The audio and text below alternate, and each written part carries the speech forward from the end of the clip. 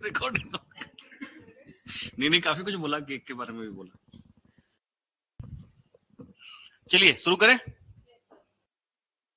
अभी भी नहीं मिला।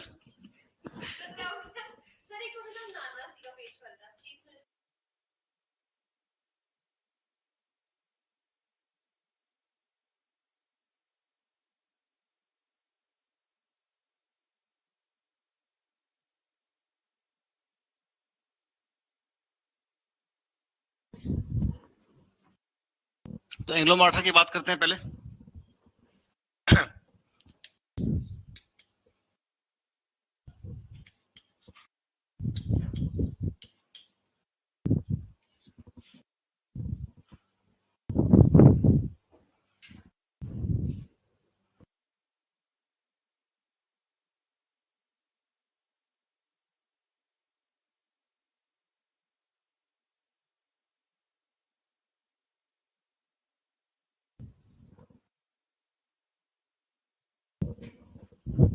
ठीक है,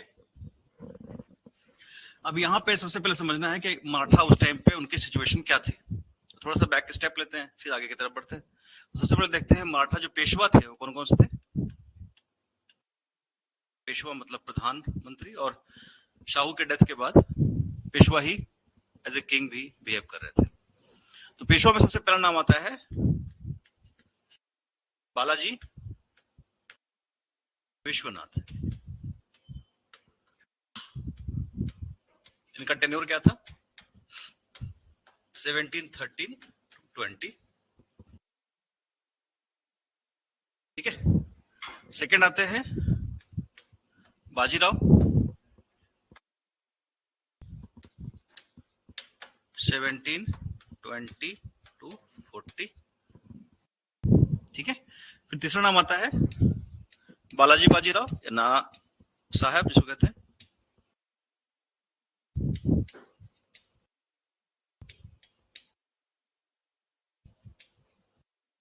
सेवनटीन 40 to 61, आपको याद होगा थर्ड बैटल ऑफ पानीपत इन्हीं के टाइम पे हुआ था। तो ये तीन पेशवा तो आपको पता है। इसके बाद क्या हुआ? इसके बाद इनकी डेथ के बाद 1761 में एक और महान पेशवा आए, उनका नाम था माधवराव।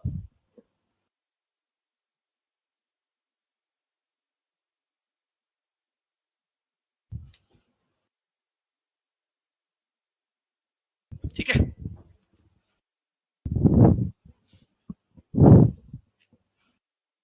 सेवनटीन 61 से लेके 72 तक माधवराव ने थर्ड बैटल ऑफ पानीपत का बदला भी लिया। जितने भी लोगों ने अफगानों का साथ दिया था उनको हराया और ग्लोरी को दोबारा मराठा की वहीं तक ले गए। लेकिन टाइम कम मिला, आप देख तो रहे, ये बिल्कुल यंग एज के थे। किसी ने कहा कि फूड पॉइजनिंग की वजह से डेथ हो गई, किसी ने कहा कि इनको टीबी हो गया जिससे कारण अल्टीमेटली डेथ हो गई, बिकॉज टीबी उस टाइम पे एक काइंड ऑफ इनक्योरेबल डिजीज था। हो जाने के बाद उसको ठीक करना मुश्किल होता है। तो खैर माधवराव की जब डेथ होती है उस टाइम पे उनकी उम्र सिर्फ और सिर्फ 17 साल के थे। ठीक है, तो आप देखोगे सॉरी, जब इनका पेशवा बने तब सिर्फ 17 साल के थे, डेथ नहीं, जब पेशवा बने तब। तो चूंकि इनकी एज बहुत कम थी इसलिए इनके केयर टेकर के रूप में एक इनके चाचा जी को अपॉइंट किया गया। इनके चाचा जी का नाम था रघुनाथ राव।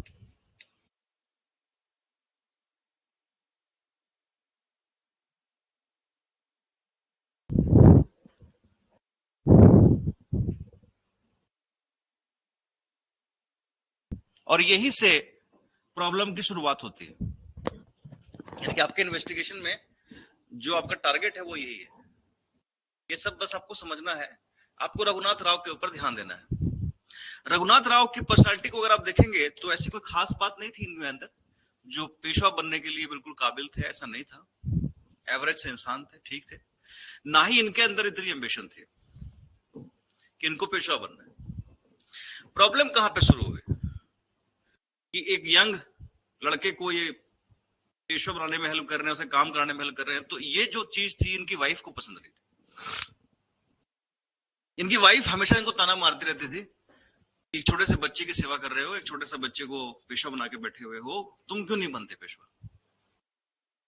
और उनकी वाइफ के बार बार के ताने और प्रेशर की वजह से रघुनाथ राव के दिमाग में भी ये चीजें धीरे धीरे घर कर गई और वो पेशवा बनने के लिए प्लानिंग करने लगे। और ये चीजें तब बिल्कुल बहुत ज्यादा बढ़ गई जब यंग एज में ही अपने माधवराव जी की डेथ हो जाती है।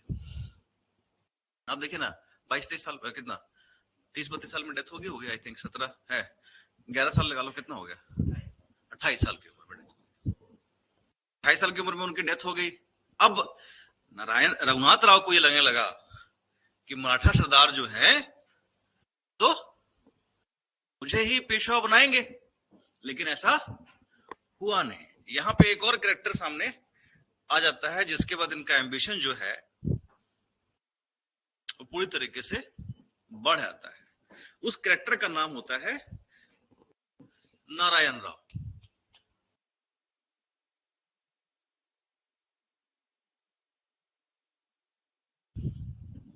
इनको पेशवा बना दिया जाता है, ठीक है। अब इनकी सारी जिम्मेवारी किसके हाथ में होती है? रघुनाथ राव के हाथ। अब नारायण राव जो थे पेशवा बन गए, लेकिन जो एम्बिशन था रघुनाथ राव का वो यहाँ पे आपको दिखेगा कि बहुत ज्यादा बढ़ गया। वो चाह रहे हैं कि किसी तरीके से ये हटे रास्ते से और मैं पेशवा बन जाऊं। इन्होंने अपने कुछ बॉडीगार्ड्स, पर्सनल बॉडीगार्ड्स, भरोसे के लोग जो किलर्स थे, उनको भी वहां अपॉइंट कर दिया नारायण राव की पर्सनल सिक्योरिटी में। और एक दिन रात को इन्होंने लिखा, धरा नारायण राव,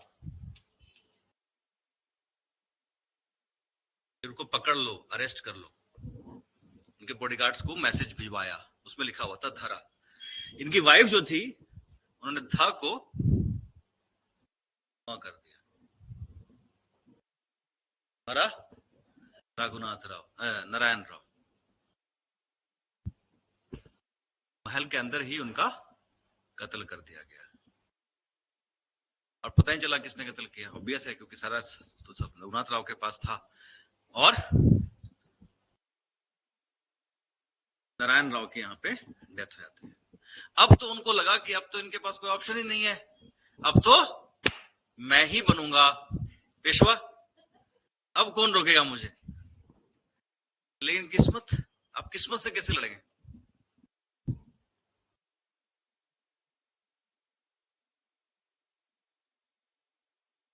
गिलास गंदा है, थोड़ी सफाई में ध्यान दिया करो, है? अब नारायण राव मर गए, किस्मत इन्हें यहां भी साथ नहीं दिया।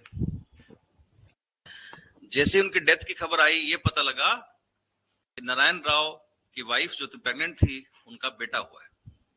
अब यहां अगर बेटी हो जाती तो भी रघुनाथ राव के लिए रास्ता खुल जाता, लेकिन हो गया बेटा, तो राजा का बेटा ही बेटा बनेगा। अब इस चक्कर में क्या हुआ, नारायण राव के बेटे जो थे, जिसको बालाजी टू भी कहते हैं, उनको नाना फड़निस,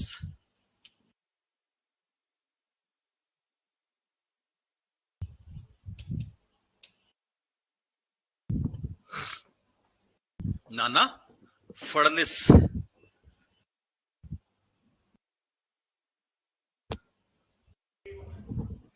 एक मराठा डिप्लोमेट थे, ऑफिसर थे, जिनके कंट्रोल में उनको रख दिया गया।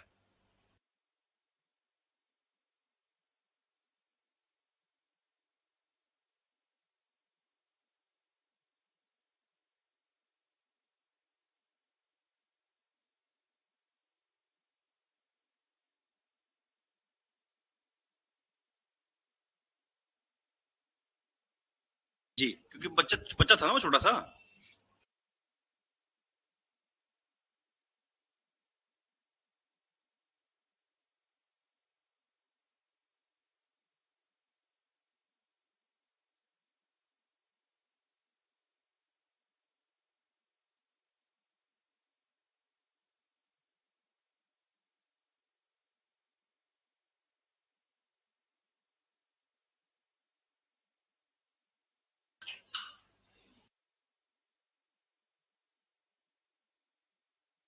ठीक है, अब यहां से ही एंग्लो मराठा वार की शुरुआत हो जाती है, जब इनको लगा कि अब तो मेरा पत्ता पूरी तरह से कट चुका है, बच्चा बन गया, और मराठा सरदारों ने उसकी टेक केयर के लिए केयर करने के लिए, डिसीजन लेने के लिए नाना फडणवीस को अपॉइंट कर दिया। तो रघुनाथ राव भाग के कहां गए?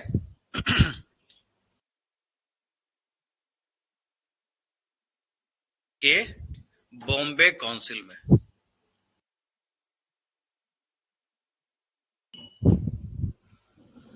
ठीक है, बॉम्बे काउंसिल में जब वो पहुंचे तो सबसे पहले वहां पे हुआ treaty of Surat.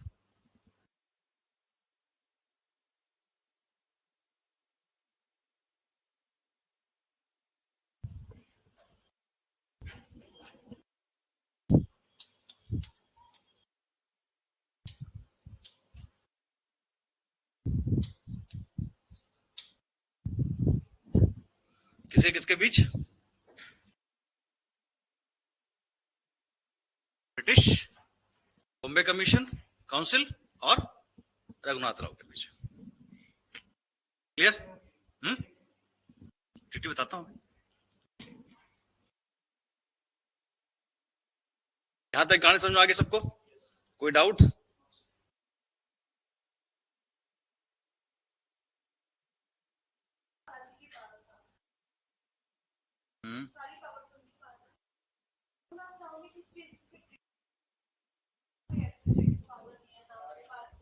Individual treaties भी होती है, नहीं होती? इंडिविजुअल ट्रीटी नहीं होती। अंग्रेजों को बहाना चाहिए था।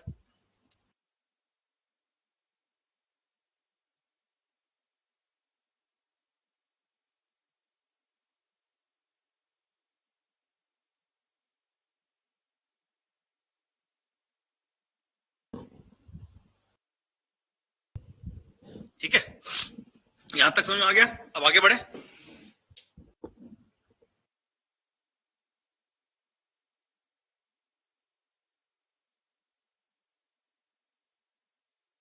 बिटवीन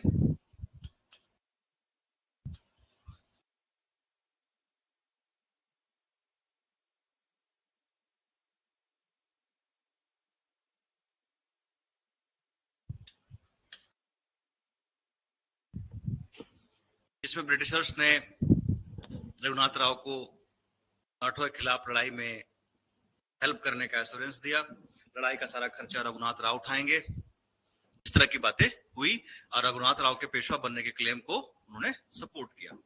लेकिन यहीं पे एक चीज और हो गई, इस चीज को समझो। ये सभी चीजें जो घट रही हैं, हो रही हैं, ये सभी चीजें करीबन उस टाइम पे हो रही है जिस टाइम पे वॉरेन हेस्टिंग्स जो है वो गवर्नर जनरल ऑफ बंगाल बन चुके हैं, जिनके अंडर बॉम्बे और मद्रास पहले ही आ चुका है। ठीक है, अब यहां पे समझो कि 1775 के आसपास, 1775 में ये सारी चीजें यहां पे हो रही हैं। अब नाना फडणवीस जब पता लगा कि ये तो गड़बड़ हो गया, और उन्होंने देखा कि अगर बॉम्बे काउंसिल के खिलाफ हो गई है तो कल ऐसा ना हो कि बाकी जो काउंसिल्स हैं वो भी उनके खिलाफ हो जाए और अंग्रेजों से लड़ाई हो जाए शुरू। अब अंग्रेज यहां पे क्या देख रहे हैं? अंग्रेज यहां पे ये देख रहे हैं कि उनके कंट्री में इंडस्ट्रियल रेवोल्यूशन हो चुका है। इंडस्ट्रियल रेवोल्यूशन का सबसे पहला प्रोडक्ट जो था वो क्या था? Textile, cotton textile. सबसे पहले जो मिल्स बनी थी वो कपड़े की मिल्स ही बनी थी, ये तो आपको पता ही है। अब समझो कि इस पर्टिकुलर टाइम पे अमेरिका ने भी इंडिपेंडेंस डिक्लेयर कर दिया, यानी कि सबसे ज्यादा कॉटन जिस कंट्री से उनको आता था वो कहां था? कौन सा था? अमेरिका। अब अमेरिकन ने ऑब्वियस है वॉर डिक्लेयर कर दिया, तो इस सिचुएशन में वहां से कॉटन आना बंद हो गया। इंडिया में कॉटन कहां प्रोड्यूस होता है सबसे ज्यादा? महाराष्ट्र में, ब्लैक सॉइल। अब अंग्रेजों को लग रहा है कि अगर हमें अमेरिका से नहीं मिल रहा कॉटन तो हम इंडिया में महाराष्ट्र से तो सप्लाई कर ही सकते हैं, तो उनका इंटरेस्ट वहां पे बढ़ रहा है, क्योंकि प्रॉफिट भी है। क्योंकि जब ऑब्वियस है कि चीज अमेरिका से जब थोक में नहीं आ रही है, दूसरी कंट्री से आएगी तो महंगी बिकेगी और उसमें प्रॉफिट ज्यादा होगा। ज्यादा डिमांड हो, लेस सप्लाई हो, तो चीजों की प्राइस तो बढ़ती है। तो अंग्रेजों का भी इंटरेस्ट था कि प्रॉफिट भी होगा और साथ में हमारे इंडस्ट्रियल रेवोल्यूशन की जरूरत भी पूरी होगी। डिमांड आई जा रही थी, इनके पास सप्लाई था नहीं, तो इनका इंटरेस्ट महाराष्ट्र की तरफ ऑटोमेटिकली बढ़ रहा था। लेकिन वॉरेन हेस्टिंग्स को जब ये पता लगा कि ऐसी कोई ट्रीटी, जैसे इन्होंने कहा कि उसकी तो अथॉरिटी ही नहीं है, किस अथॉरिटी से उसने साइन किया, और बॉम्बे काउंसिल ने किस अथॉरिटी से उसको परमिशन दिया इस ट्रीटी को किया। तो यहां पे नाना फडणवीस ने क्या किया,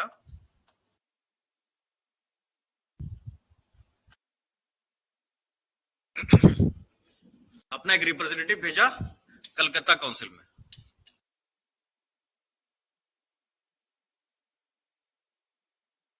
वहां से एक बंदे आए और उन्होंने नाना फडणवीस के साथ एक ट्रीटी साइन की। इस ट्रीटी का नाम था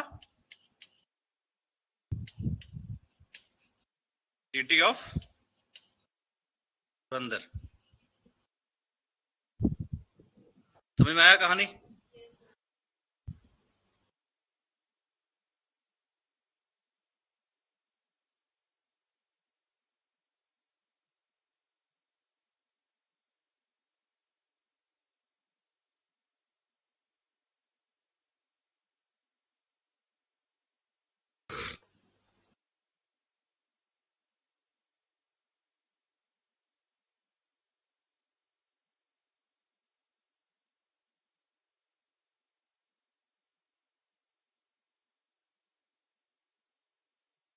ठीक है, इस ट्रीटी में क्या किया गया, इस ट्रीटी में जो ट्रीटी ऑफ सूरत था उसको पूरी तरीके से रिजेक्ट कर दिया गया,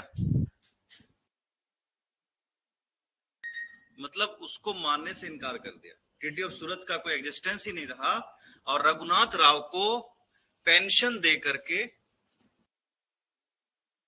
रास्ते से हटा दिया गया। ब्रिटिश और मराठे अगर लड़ते तो आपस में आमने सामने थे, पेंशन ऑफ।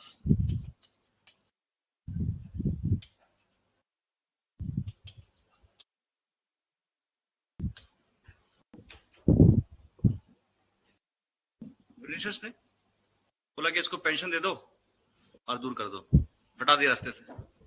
रघुनाथ राव, जिसके कारण ये सारा तामझाम हुआ, ये पंगे हुए, अब वो उनके पास ना तो ऑफिसर रहे वो मराठों के, ना पेशवा बन पाए, और पूरी जिंदगी फिर बेतरतीबी में अलग थलग होकर रहे। मराठों ने उनको अपना लीडर मानने से मना कर दिया और अल्टीमेटली ही डाइड। ठीक है ना? लेकिन ये चक्कर जो है अब चल पड़ा अंग्रेजों और मराठों के बीच। ट्रीटी ऑफ पुरंदर हुआ। ट्रीटी ऑफ पुरंदर के बाद आपस में इनका सिस्टम जो था वो डिस्टर्ब था, क्योंकि ब्रिटिशर्स किसी भी तरीके से महाराष्ट्र पे कब्जा करना चाहते थे। एक लड़ाई हुई जिसमें अंग्रेज बुरी तरीके से हार गए। अब इस चीज को समझो। अब यहां पे दो बातें हुई। पहली बात तो ये कि अभी मराठे जो है इतने कमजोर नहीं हुए कि अंग्रेज उनको आसानी से हरा सके। तो ट्रीटी ऑफ सूरत के बाद ट्रीटी ऑफ पुरंदर उनको करना पड़ा। ट्रीटी ऑफ पुरंदर के करने के बाद भी अंग्रेजों ने एक आर्मी यूनिट भेजी जो हार गई मराठों से लड़के। उसके बाद एक और लड़ाई हुई जो पूरी ताकत के साथ अंग्रेजों ने मराठों के साथ लड़ी, ये थी वडगांव की लड़ाई। और यहां पे भी एक ट्रीटी हुई, इसको हम कहते हैं ट्रीटी ऑफ वडगांव।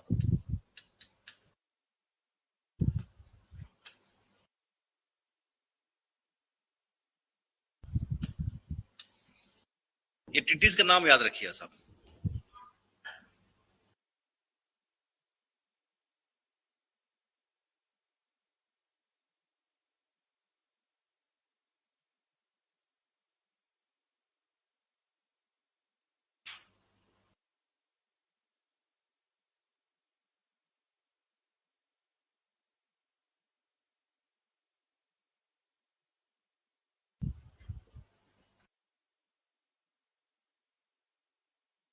ठीक है, तो ट्रीटी ऑफ पुरंदर और ट्रीटी ऑफ वडगांव, अब एक एक करके इसको समझने की कोशिश करते हैं।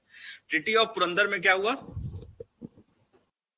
ट्रीटी ऑफ पुरंदर में सबसे पहले जो ट्रीटी ऑफ सूरत था उसको पूरी तरीके से जो है रिजेक्ट कर दिया गया। दूसरा जो हुआ, इस ट्रीटी को अगर आप देखें तो इसको साइन किया वॉरेन हेस्टिंग्स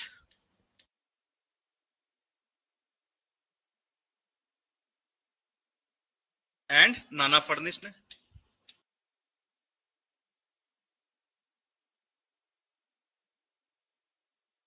ठीक है। Sawai Madhavrao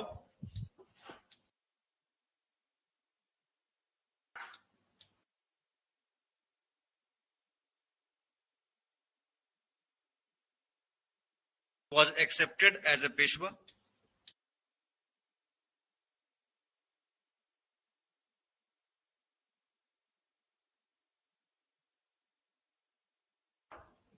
Was accepted as Peshwa.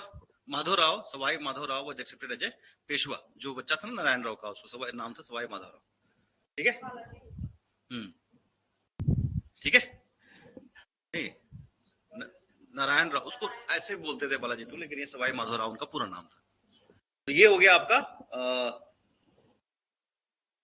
जो पेशवा थे उनको पेशवा मान लिया गया। रघुनाथ राव के साथ जो टीटी की सूरत को, उसको पूरी तरीके से रिजेक्ट कर दिया गया। TT of Surat was rejected. British got Salsette,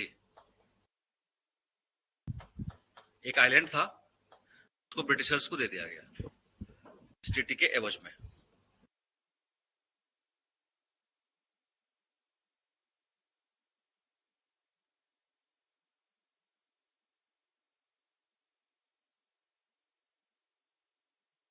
ठीक है। एंड इसको मैं बता ही दिया, ये वाला पॉइंट भी है, पेंशन ऑफ, रघुनाथ राव को पेंशन ऑफ कर दिया गया। और मराठों ने ये भी एक्सेप्ट किया, अगले पेज चले जाओ, Maratha accepted not to have any relation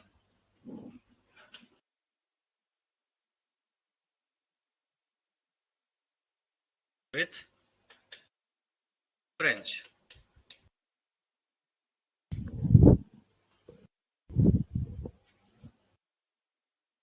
देख लीजिए,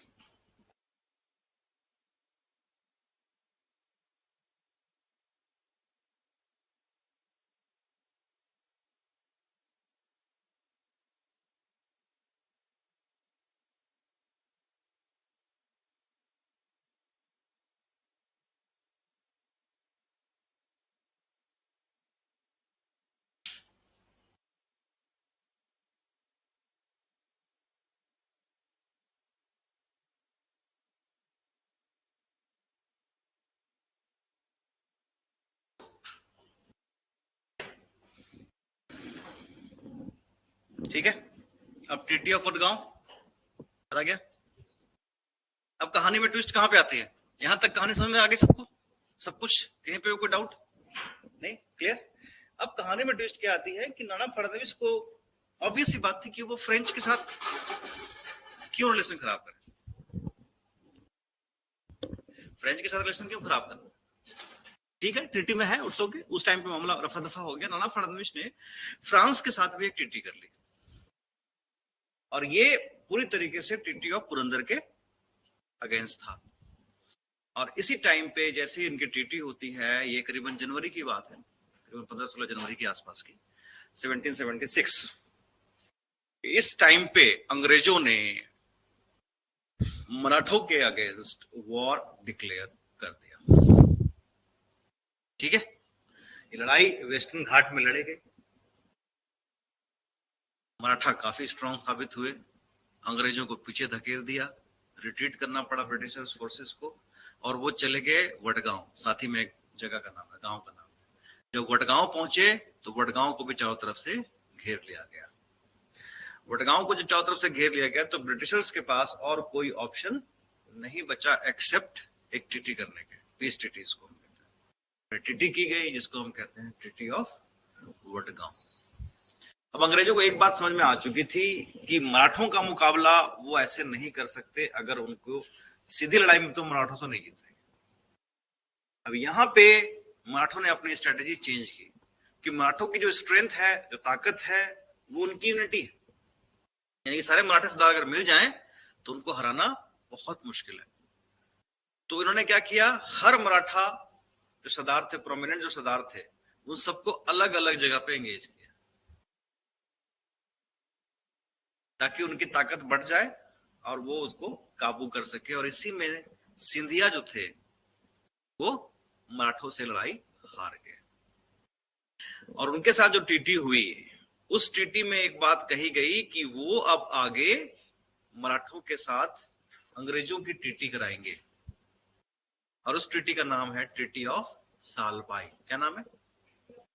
क्या हो गया? Treaty of Surat, treaty of Purandar, treaty of Wadgaon और ट्रीटी ऑफ सालबाई। याद रखिएगा, कहानी सुनाने का पर्पस यही था ताकि आपको ये सारे ट्रीटीज याद रहे। कई बार क्रोनोलॉजिकल ऑर्डर है सारे के लिए ऐसा आ जाता है। और ये भी आ सकता है कि इनमें से कौन कौन से treaty first Anglo Maratha war या एंग्लो मराठा वॉर के साथ रिलेटेड है या नहीं। ट्रू और फॉल्स भी आ सकता है, तो अगर नहीं पता होगी तो परेशानी हो सकती है। क्लियर? लिख ले फिर।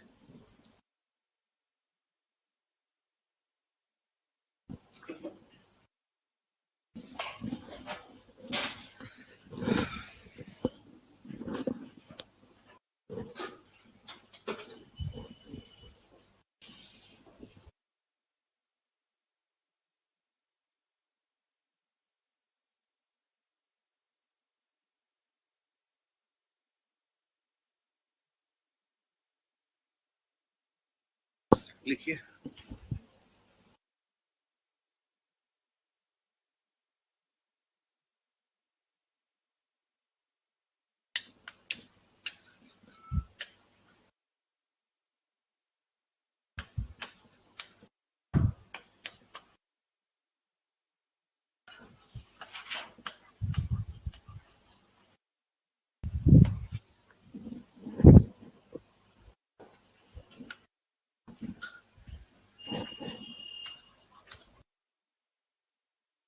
When Maratha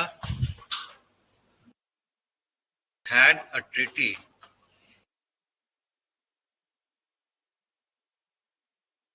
of trade with French company,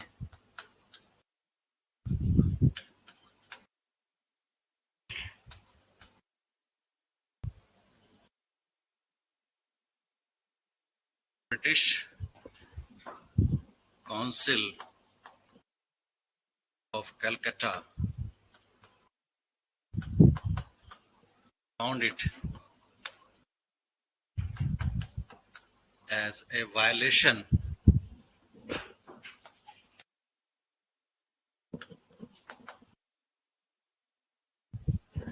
Treaty of Purandar.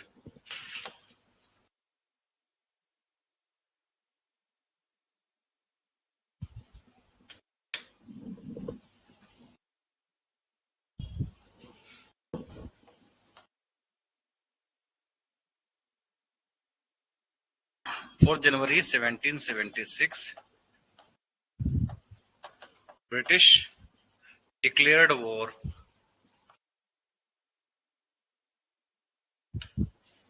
against Maratha.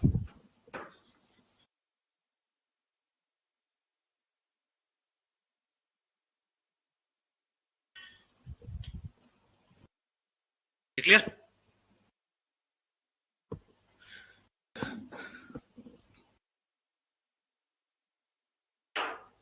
The war was fought, यहाँ लिख देता हूँ, इसका कंटिन्यूएशन यहाँ पे है, was fought in Vadgaon.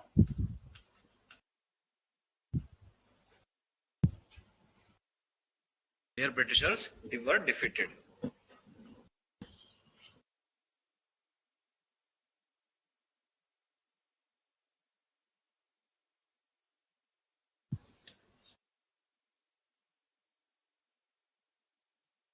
Signed a treaty of Vadgaon. लिख लीजिएगा. But Britishers were defeated and signed treaty of Vadgaon.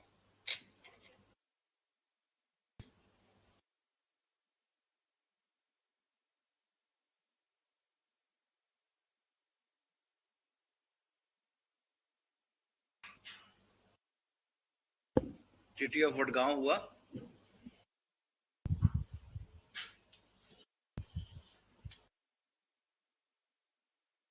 16 जनवरी 1779।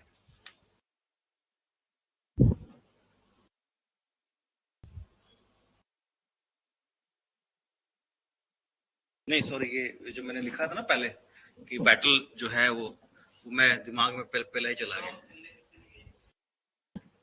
कौन सा है? अच्छा नहीं नहीं, अच्छा ये 9 है, सॉरी ये चेंज कर लीजिए। मेरे दिमाग में एक्चुअली पिछला वाला आ गया था, मैंने वो लिख दिया।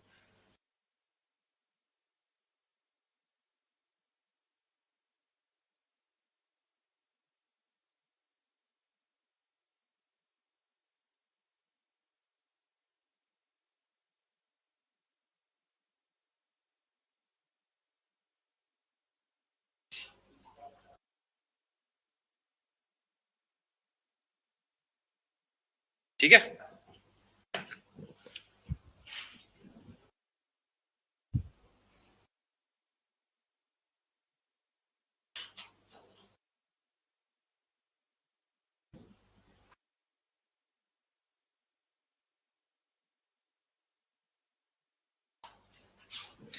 लास्ट नेक्स्ट आएगा ट्रीटी ऑफ सालबाई।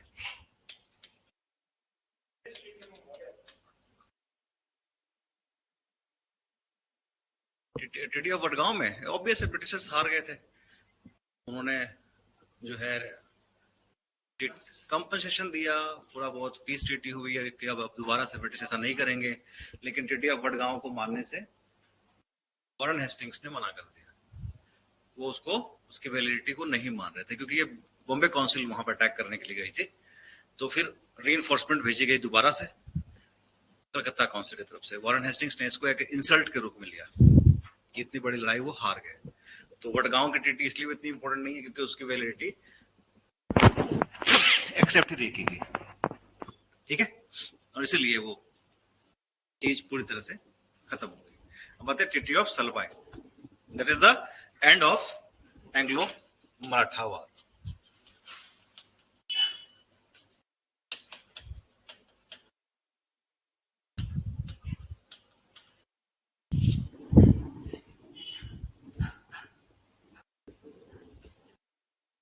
ठीक है, when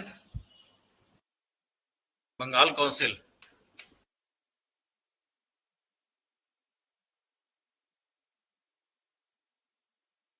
council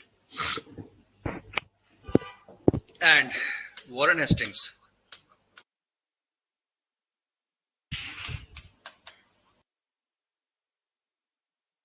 rejected the Treaty of Vadgaon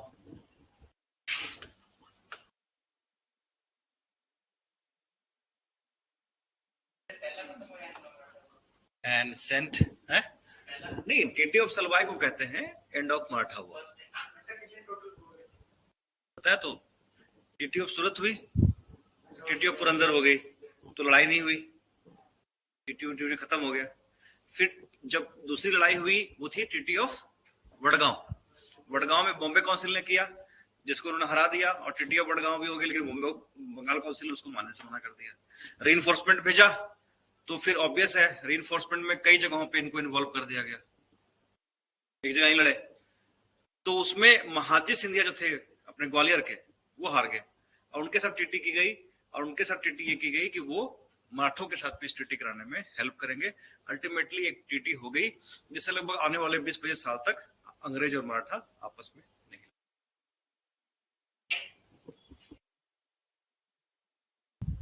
तीन तीन लड़ाई हुई, तीन, तीसरा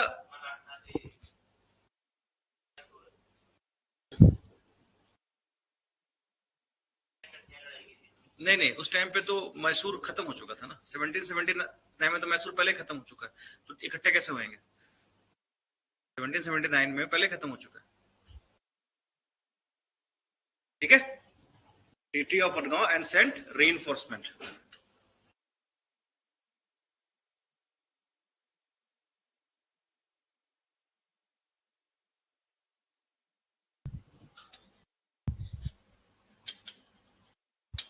against Marathas and involve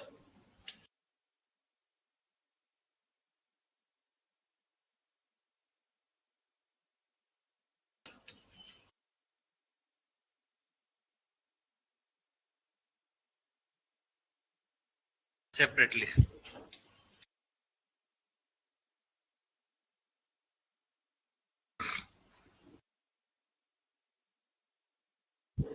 After the defeat of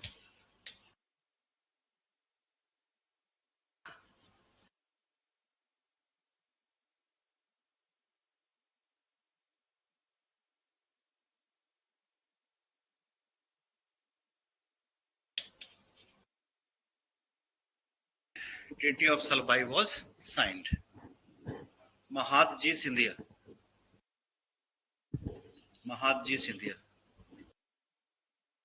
Treaty of Salbai was signed. ठीक है, तो फर्स्ट एंग्लो मराठा वॉर यही था. ग्वालियर के राजा जो सारे मराठा सरदार थे ना, सिंधिया, भोंसले, गायकवाड़, सारे पेशवा तो पेशवा ही थे. लेकिन उसके अलावा आप देखेंगे जब बाजीराव थे, सेकंड पेशवा थे, उनके टाइम पे इन फैमिलीज को, इन सरदारों को बनाया गया था. बाद में भले ही ये अलग अलग रॉयल्टी में चले गए, लेकिन ये थे तो सब मराठा ही ना. ये ग्वालियर के सिंधिया थे जिनको बनाया गया. ठीक है, आज इतना ही. I am exhausted now. तो कल करते हैं फिर कंटिन्यू है. कल इसको खत्म कर देंगे. कल हम शुरू करेंगे इसके साथ